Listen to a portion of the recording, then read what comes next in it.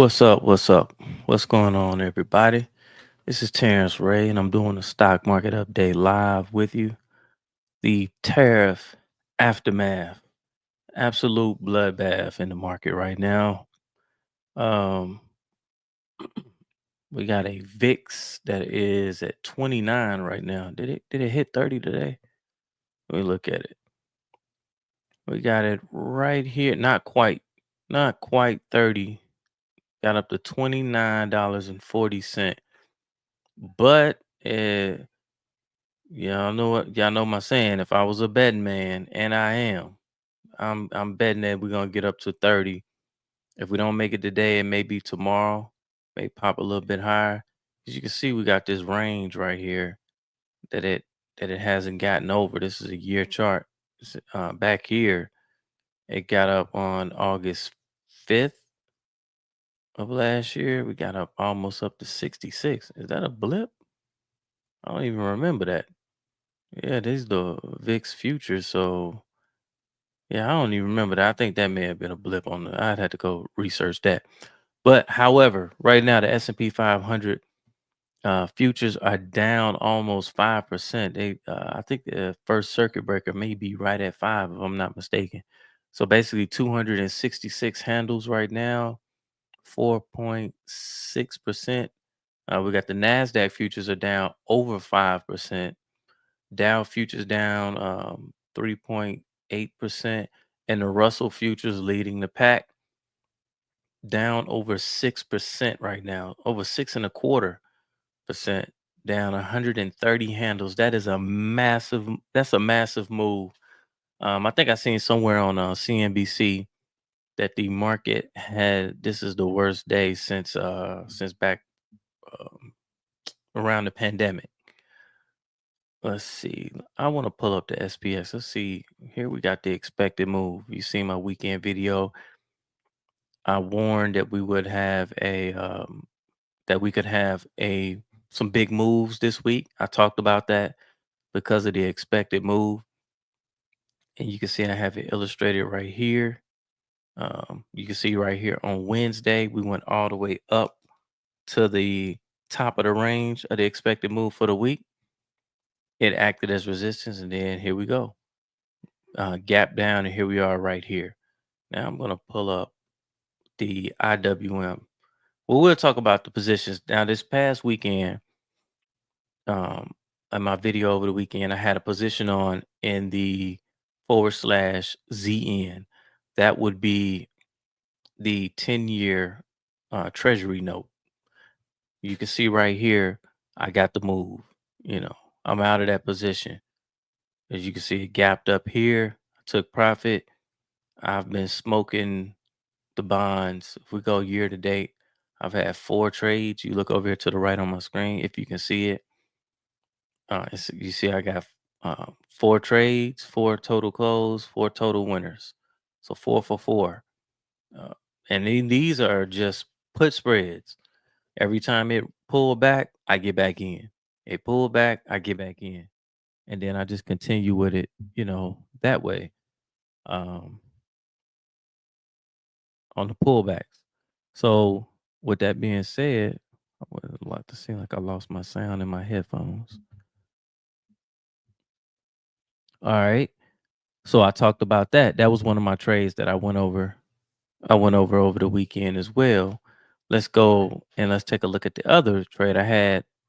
Now, I only gave 2 things this weekend. If you looked at my weekend update, I basically was going over information and saying, hey, we're in a downward trend. I ain't see anything equity wise that was worth buying or taking a chance on for the most part. But I like the bonds, and I've been liking the bonds all year. I've been talking about bonds all year. Every video I've been beating that into you guys' head. Bonds, bonds, bonds. To show you how to trade the futures and also the ETF, the TLT. Either one of those, right? But I found something else on the radar that because the dollar has been trending lower, right? So one of the ways to play the dollar is by you can't short the dollar outright. Um, They won't allow you to on most platforms. I haven't seen any platform where you could just short dollar futures. However, you can go long another currency that is paired against the dollar.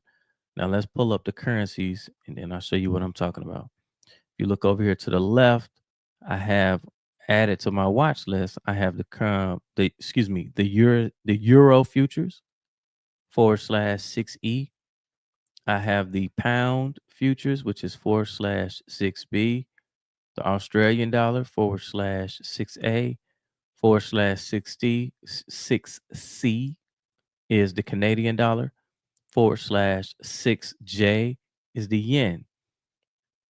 The one with the cleanest setup that I like, you see this? This is the euro. Looks similar to um the chart to the 10-year note that I just had pulled up on the screen. Similar setup. I've been trading it the same way. Now this was today. That was Wednesday. That was Tuesday, and then Monday. So if you look at this weekend's video, well, you can see we were right here, and I was talking about it. I'll show you. You can see the position. Oh, you can see over there. I've had 2 trades in it this year, 2 winners as well. These are the on now. You may say, have I wouldn't recommend getting long these right now. I'd have to like as the chart, I would need a pullback. Me, I want to see a little bit of a pullback. Excuse me. If I can get that pullback, if I get it back, the pullback with in here, then maybe I'll get long again. And that's how I will play that. We want to be long euros. If we're gonna do something, we want to be long bonds. In my 401k, I have sold out of my equities. Now, this is just me. I'm not a financial advisor, so I can't tell you exactly what to do. I'm just telling you what I've done. I'm all out of equities, and I'm strictly in bonds. Um, I'm long like the TLT. Now, I did today put on like a trade because we're down so far. I am looking at call options, a call option in the SPY, and I'll show you which one that I put on because we hitting the support level right here, and I'm betting on maybe getting a little pop, just a little pop. Don't have to be nothing major. So I just I went out to June, basically almost like a leap, and bought this 565 right here. I only need like a little 10, little $5, $10 pop. Boom. Then I'll snatch out, $500 or $600 out of it. Now you can see over here on the SPY, I got 9 trades and 6 winners in it for the year. So that's one of the unique. It's called the chains, the order chains, and on the Tasty Trade platform, it will show you that, so you can see, so you can monitor your trades going forward. Now, other than that, guys, we got currencies matched against the dollar. Everything else, unless you're shorting, now you can short. I just don't recommend shorting into the hole. I would have been at this point. I will show you what I put something on today. I almost forgot. We'll talk about the position that I put on today. Let's go look at them. You can see right here, IWM. I sold a put in IWM. I'm actually getting long, nibbling from the long side in the market. I know that might seem crazy. You may say, "Man, you gonna buy something?" Yeah, and this is just a trade. All I'm doing is coming out. Excuse me. All I'm doing is coming out and selling the other side, coming out 43 days. You can see I'm outside of the expected move. I sold the 173. With us being down $13 today, like I fully expect for the market at some point uh, to slow down. I don't expect it to just continue to. We already oversold on the RSI, right? We're below 30 on the RSI. So I'm looking for I'm looking for a pop. Maybe find a short term bottom in here and maybe get a little bit of retracement, maybe Friday, Monday, Tuesday, and then I'll be out of that trade. So it's just a trade. I do think it's possible for us to continue to go lower, but I don't think it's probable to go as far down as we've gone in such a short period of time. But that's about it, man. One of the things that is giving me caution with this market, as far as getting long too much, I don't view this as a risky trade at all. I'm outside of the expected move. So it's a lot of smoke. Like the market gotta move, um, gotta move, gotta move to the downside really fast. And we've already had one large move, for us to get another one. But what I was gonna say, one thing that I often talk about, if you've been following the channel, is to watch. I always keep the XLF up there, right? ETF of the banks. When you see this right here, the XLF gap down, right? It's gap down and it's selling off as we're getting ready to close. We're getting ready to get this closing bell. When I pulled up the banks like JP Morgan, look at JP Morgan. This is a nasty down move, right? Let's look at Goldman Sachs.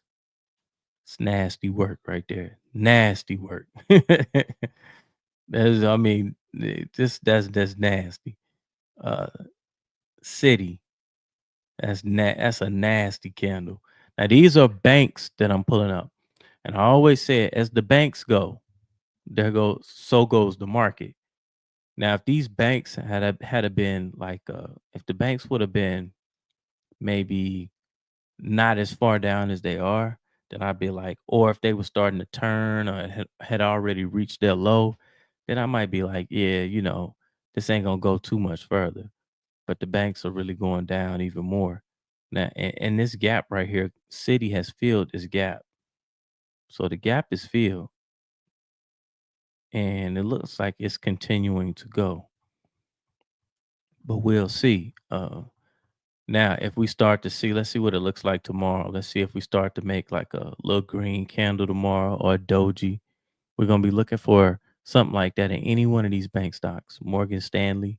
See, Morgan Stanley looks similar to the rest of them. Bank of America. That's nasty. That's a big gap. It's a big gap down. Let's see. Wells Fargo.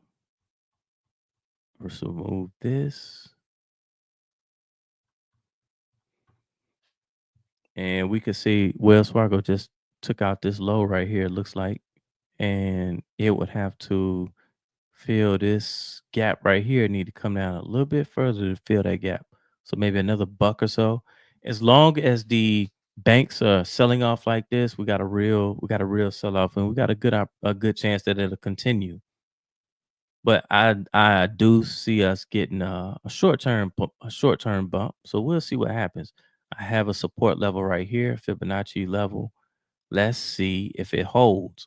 Or now with us going into the bell, we got 7 more minutes into the closing bell. Let's see what happens. This could continue to go.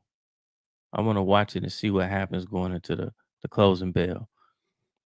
Well, like I said, I came in, sold a put outside of the expected move right here at this 173 strike. This is a high probability trade. If I was to sell it right now, you can see it's got an 82% pop. That's now. And a 90% probability of keeping 50% of what you collect. So that what that amounts to is selling this put, taking in premium for 262. That means you got an 89% chance of making 130 off of it. That's what that means. Well, we just gonna sit here and we're gonna see what happens tomorrow. And that's the only thing that I'm gonna put on for right now. Now I'll be watching tomorrow to see how the market reacts overnight.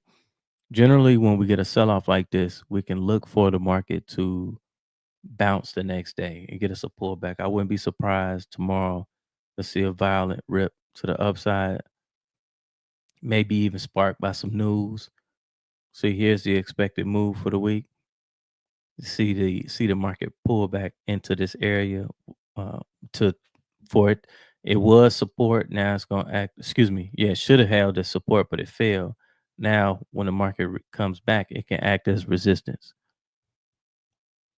But other than that, like I said, there's nothing I recommend buying in this market other than bonds. And right now, they're extended.